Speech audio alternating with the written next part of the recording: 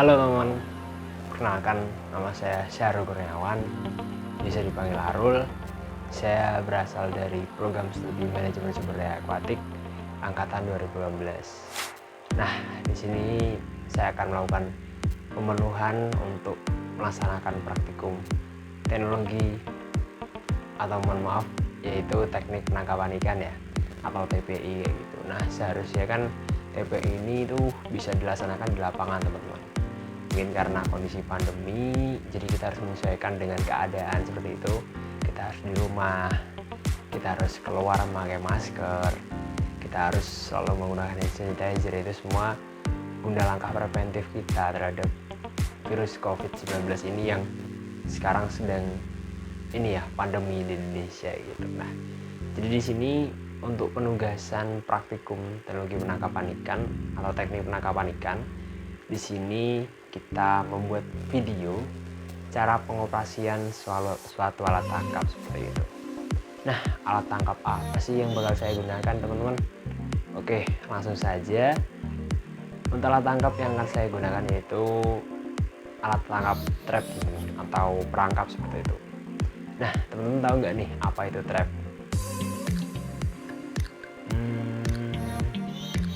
Mungkin banyak yang tahu ya, tapi malu buat ngomong kayak gitu. Oke, jadi trap ini merupakan alat tangkap yang bertujuan untuk menggiring mangsa nih buat masuk ke suatu alat tangkap tuh nanti susah buat keluar lagi gitu. Jadi ibaratnya tuh kayak mereka ke trap gitu atau terperangkap gitu mangsanya gitu sih. Jadi nanti dengan adanya umpan yang menarik perhatian mereka, menarik perhatian ikan target terutama buat masuk ke dalam alat perangkap itu kayak gitu sih.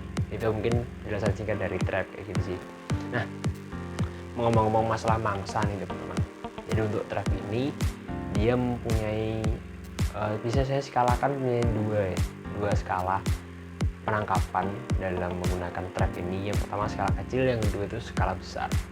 Nah, skala kecil mungkin dengan ukuran yang kecil juga, dengan targetnya mungkin ikan-ikan kecil, udang, kerang mungkin. Nah, jadi kita mungkin bisanya di daerah-daerah perairan yang dangkal seperti itu. Nah, apabila yang targetnya cukup besar mungkin seperti itu, nah mungkin nanti bisa dilaksanakan di tempat yang cukup luas, di laut contohnya gitu, dengan umpan yang lebih sesuai dengan ikan target gitu sih. Jadi menyesuaikan dengan apa sih yang ingin kita targetkan seperti itu. Nah, ngomong-ngomong nih teman-teman, trap di Indonesia itu dinamakan dengan bubu. Nah, mungkin sedikit lucu ya namanya. Namanya itu bubu teman-teman. Nah, jadi sepengetahuan saya bubu ini juga sama dengan trap tadi kayak gitu. Dia perangkap seperti itu. Nah, untuk bubu sendiri di Indonesia dibagi menjadi 3 kayak gitu teman-teman. Dibagi menjadi 3 jenis. Yang pertama ada bubu secara manual kayak gitu, secara manual. Ada juga dia secara mekanis, dan yang ketiga ada dia secara ini ya, apa kayak pembaruan kayak gitu, kayak baru di apa ibaratnya di upgrade kayak gitu sih. Alat tangkapnya baru diperbaiki seperti itu agar lebih efektif dan juga efisien. Nah, yang pertama nih teman-teman, kita bahas mengenai yang manual.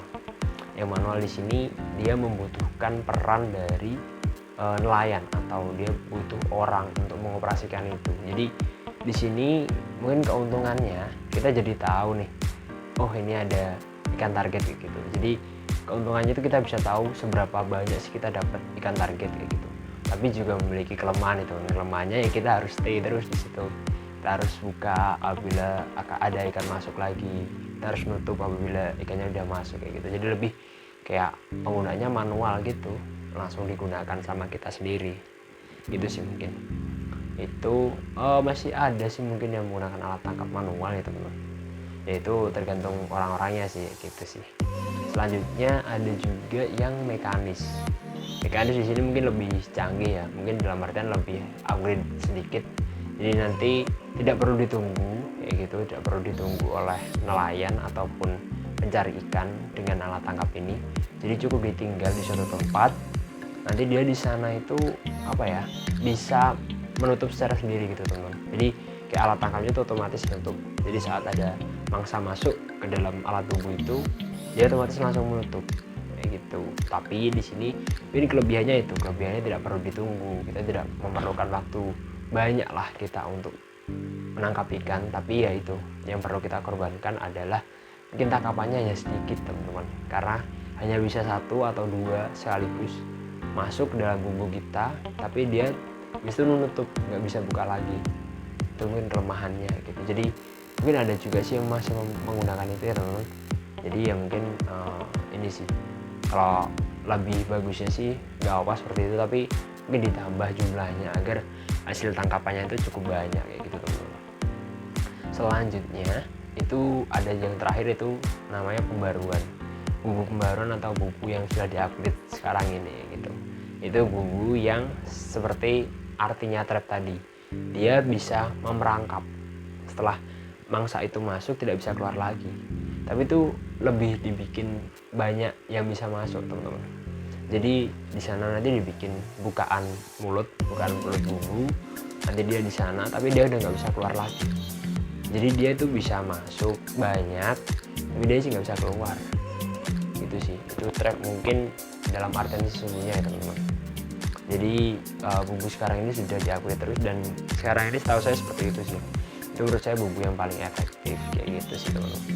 Nah, terus mengenai pemasangan bumbu nih, ada juga beberapa teknis kayak gitu, menyesuaikan dengan substrat yang ada ataupun kondisi di sekitar perairannya seperti itu. Yang pertama, ada bumbu yang emang dibikin di tanggelamin teman-teman, ada yang ditanggelamin. Nah, tanggelamin di sini mungkin karena ini sih, ada juga yang dangkal, ada juga yang dalam.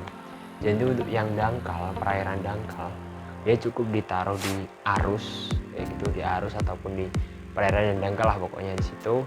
Nah, terus nanti ditumpuk dengan ini pemberat kayak gitu.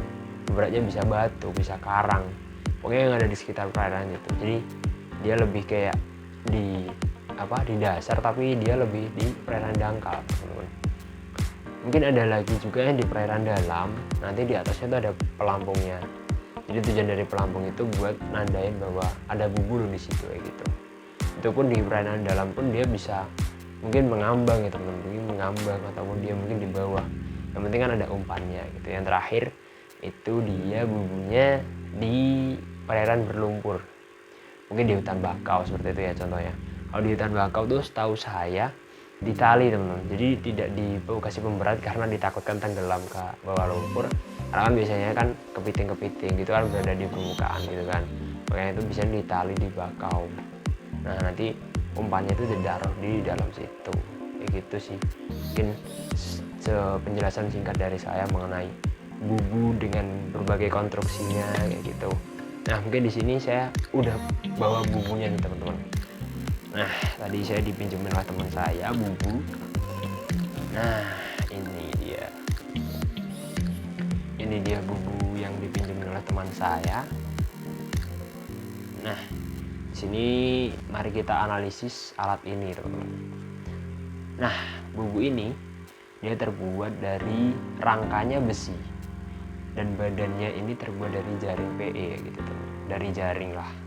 Buat teman-teman yang masih belum paham mengenai jenis-jenis jaring, mungkin ini terbuat dari jaring seperti itu, dan rangkanya rangka besi. Masih banyak juga kok yang masih menggunakan bumbu dengan kayu gitu. Nah, mungkin besi ini lebih kuat ya teman-teman, lebih kuat dan dia lebih awet kayak gitu. Mungkin di sini harganya lebih mahal seperti itu. Nah, ini kalau tidak salah ukurannya, panjangnya ini 40 teman, panjangnya 40 cm gitu. Terus lebarnya ini mungkin sekitar 30 cm ya teman. Lalu bukaan mulutnya ini sekitar 15 cm lah mungkin ya, sekitar segitu teman. Nah, mari kita identifikasi apa aja sih yang ada di bumbu ini gitu. Pertama ini ada tempat untuk menempelkan atau meletakkan umpan di sini nih. Nah, ini dibuka gini aja. Nah, ini nanti tancapin sini. Ini untuk umpan, ini tergantung sama targetnya apa gitu. Targetnya kepiting, mau targetnya ikan atau apa. Nah, Kalau targetnya kepiting biasanya kita bisa pakai ikan-ikan kayak gitu, ikan kecil. Walaupun mungkin tadi saya juga baca di jurnal tuh ada yang pakai ikan asin juga gitu. Yang penting ikan lah, ikan, dan kalau bisa dia baunya emang bisa mengundang kepiting kayak gitu. Kalau mau mengundang ikan yang agak besar bisa kok juga pakai kepiting yang kecil gitu. Nah, itu pakai di sini.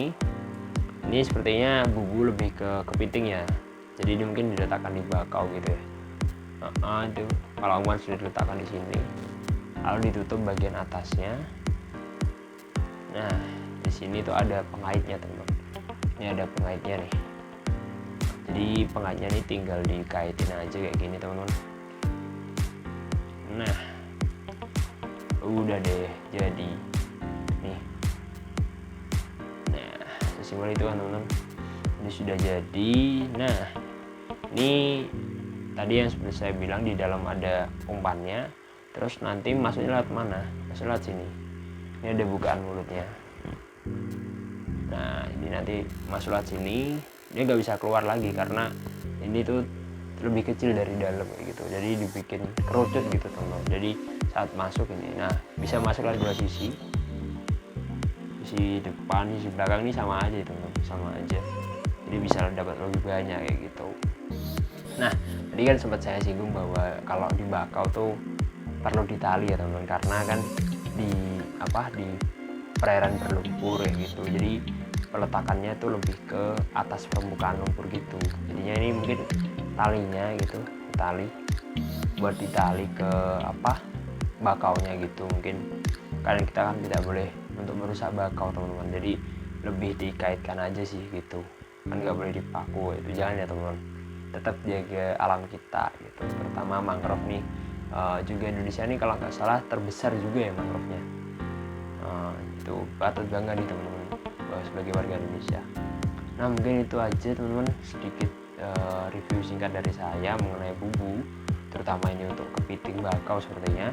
Nah, mungkin itu untuk penjelasan singkat dari saya.